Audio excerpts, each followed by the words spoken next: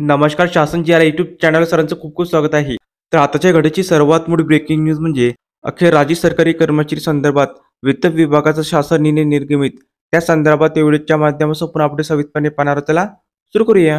राज्य शासकीय कर्मचाऱ्यांच्या आणि निवृत्त वेतनधारकाच्या मृत्यूनंतर अविवाहित घटस्फोटित अथवा विधवा मुलीला व मनोविकृत अथवा मानसिक दुर्बलता असणाऱ्या अथवा शारीरिकदृष्ट्या बाळगेपण आणि विकलांगता असणाऱ्या अपत्यास कुटुंब निवृत्त वेतन प्रदान करण्याबाबत मार्गदर्शक सूचना देण्याबाबत वित्त विभागाकडून दिनांक 7 जानेवारी 2025 रोजी अत्यंत महत्त्वपूर्ण शासन निर्णय निर्गमित करण्यात आलेला आहे.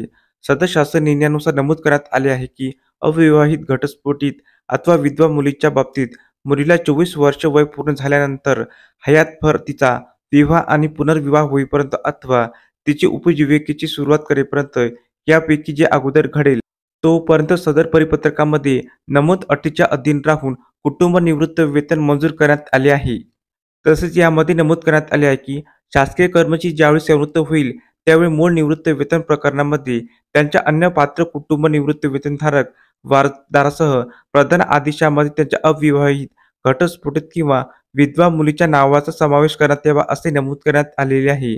त्याचबरोबर कार्यालय प्रमुखांनी शासकीय कर्मचाऱ्यांचे निवृत्त वेतनाचे प्रकरण तयार करताना नमुना 3 मध्ये कुटुंबाचा तपशील, अपत्याचा जन्म दाखला तसेच इतर आवश्यक कागदपत्रासह निवृत्त वेतन प्रकरण महालेखापाल कार्यालयाकडे मंजुरीकरिता पाठवावे असे नमूद करण्यात आले आहे.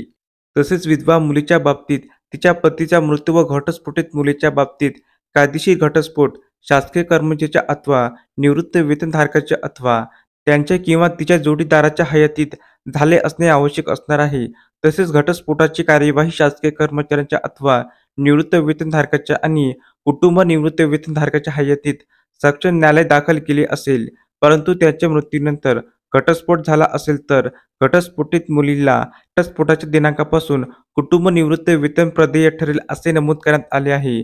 ज्या कुटुंब निवृत्त वेतनधारक अविवाहित अथवा विधवा अथवा घटस्फोटित मुलीच्या अधिसूचनेच्या दिनांकापासून म्हणजे दिनांक 8 फेब्रुवारी 2024 पासून कुटुंब निवृत्त वेतन अनुज्ञेय राहील असे नमूद करण्यात आले आहे. तथापि त्यांना दिनांक 8 फेब्रुवारी 2024 पूर्वी थकबाकी अनुज्ञेय राहणार नाही असे नमूद करण्यात आले आहे.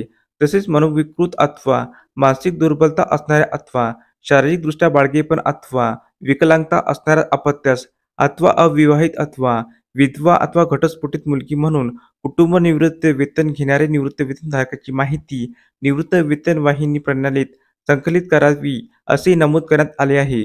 तर अशा प्रकारे सरकारी कर्मचारी संदर्भात अतिशय महत्त्वपूर्ण अपडेट या व्हिडिओच्या माध्यमातून आपण पाहिली आहे.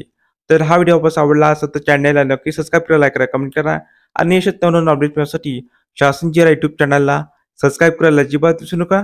धन्यवाद.